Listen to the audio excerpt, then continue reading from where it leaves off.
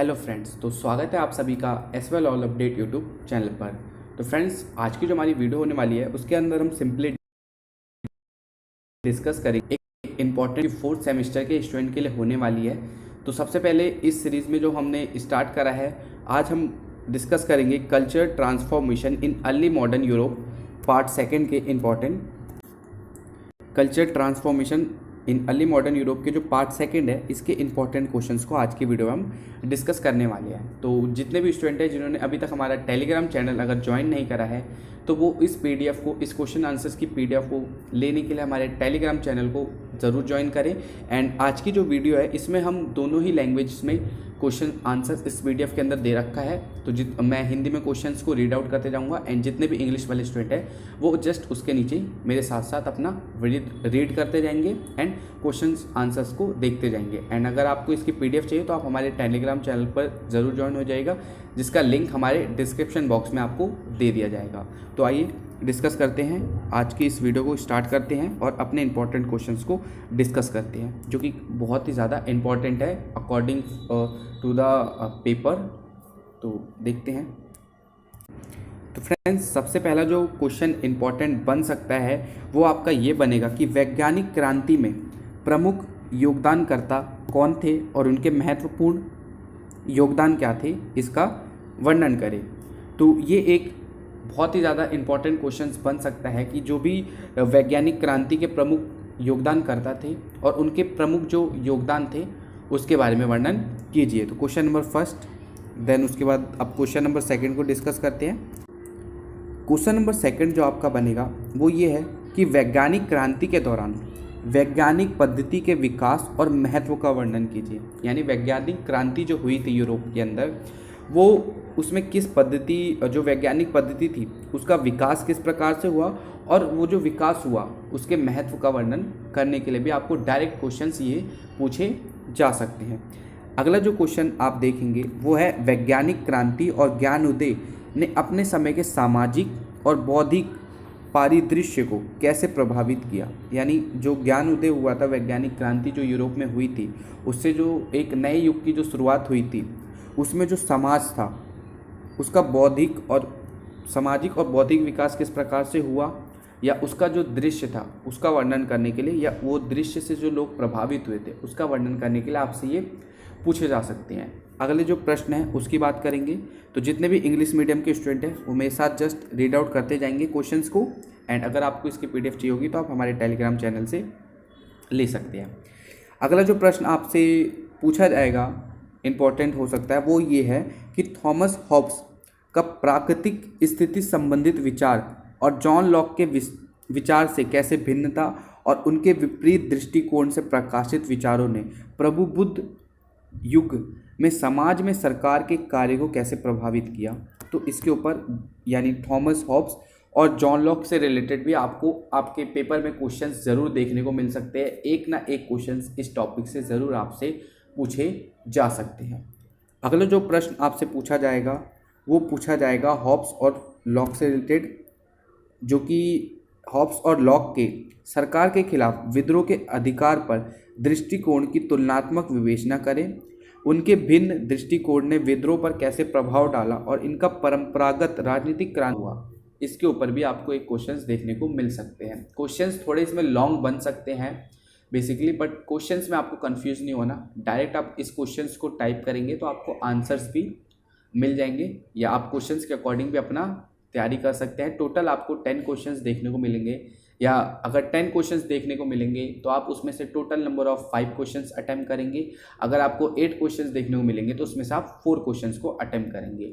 तो एटलीस्ट आप कोई 2 से 3 या 4-5 चैप्टर को इस तरीके से प्रिपरेशन कर लीजिए कि उसमें से आपसे कोई से भी क्वेश्चंस पूछे जाएँ तो आप उसको अच्छे से अटेम्प्ट करके और अच्छे मार्क्स ले सकें।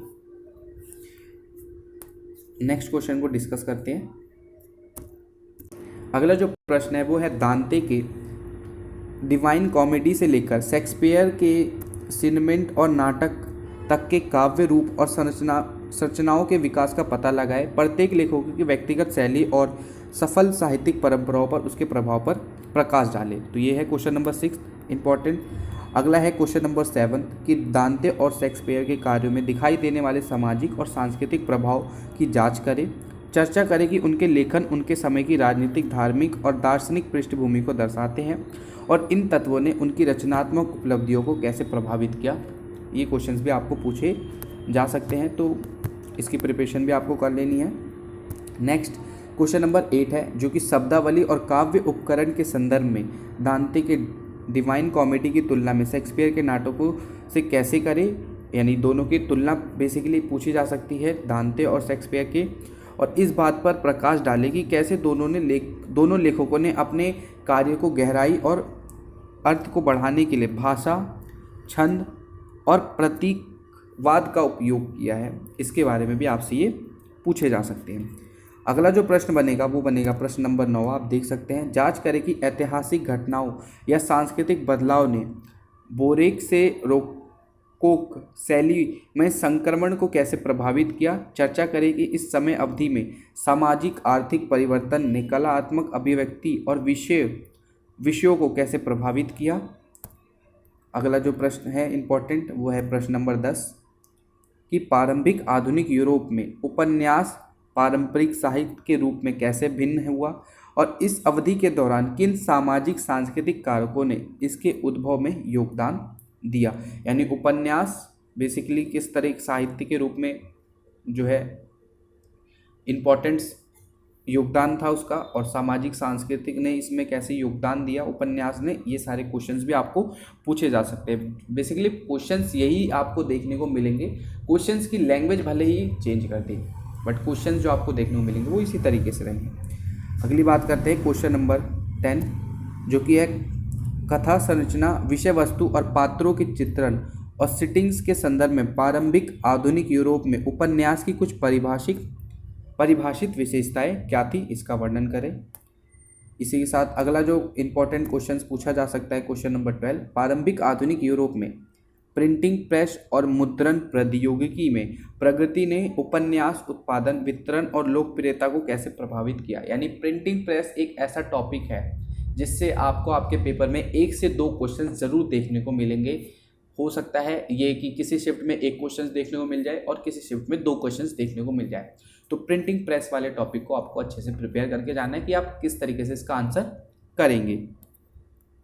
अगला जो महत्वपूर्ण प्रश्न है वो है प्रश्न नंबर 13, यूरोपीय विवाह पैटर्न EMP के परिभाषित विशेषताएं क्या थी और यह यूरोप में पिछले वैवाहिक मानदंडों से कैसे भिन्न थी। इसके ऊपर भी डिस्कशन करने के लिए आपको पूछा जा सकता है। अगला जो है प्रश्न नंबर 14 है हमारा कि इस अवधि के दौरान यूरोप में सामाजिक पद अनुक्रम, विवाह पैटर्न और भूमि स्वामित्व पर हाइड प्रणाली पर चर्चा करें। यानी विवाह पैटर्न कैसा था और भूमि स्वामित्व कैसा था, और उसमें जो हाइड प्रणाली की को रिलेट करते हुए आपको इन सभी पे चर्चा करनी है। प्रश्न नंबर 15, 10वीं शताब्दी में यूरोप में विच की अवधारणा में कैसे परिवर्तन हुआ, विशेषकर भूत विज्ञान पहले के संदर्भ में इसका जनमानस पर प्रभाव और ये बड़े सामाजिक वातावरण से कैसे संबंधित है, समझाइए।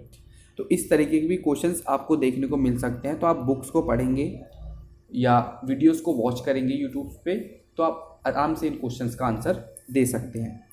प्रश्न नंबर 16 इंपॉर्टेंट जो बनेगा वो है आपका कि 16वीं और 17वीं शताब्दी में विच के प्रमुख विक्रमों के धार्मिक संघर्ष, कानूनी परिवर्तन और आर्थिक परिस्थिति जैसे तत्वों को संज्ञान में लेते हुए सामाजिक राजनीतिक कारकों की खोज पर चर्चा करें। तो इस तरीके से भी प्रश्न आपको जो है पूछे जा सकते हैं परीक्षा में। प्रश्न नंबर 17, विच ट्रायल्स के अंत के प्रारंभ होने की परिस्थितियों की जांच करें, उसे बदलते बौद्धिक परिदृश्य तक की उत्पत्ति और सांस्कृतिक धरोहर में परिवर्तन की चर्चा करें जिससे विच की शिकारी ऑपरेशन में कमी हुई है। तो ये सारे क्वेश्चंस भी विच के टॉपिक से देखने को मिल सकते हैं, तो ये सब आप अच्छे से प्रिपेयर कर लीजिएगा। प्रश्न नंबर 18 कि सामाजिक आर्थिक स्थिति का वर्णन करें और जिनके कारण मध्ययुगीन और प्रारंभिक आधुनिक यूरोप में जैकरीज और खाद्य दंगे जैसे लोकप्रिय विरोध प्रदर्शन हुए।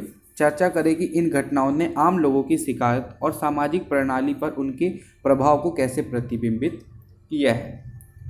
तो बेसिकली मैं फटाफट आपको प्रश्न बस पढ़ के बता रहा हूँ, आप स्क्रीनशॉट लेते जाइएगा और इन प्रश्नों में से कुछ प्रश्न जो वैसे तो महत्वपूर्ण है ही है, बट आप कुछ टॉपिक्स के प्रश्न को अच्छे से प्रिपेयर कर सकते हैं।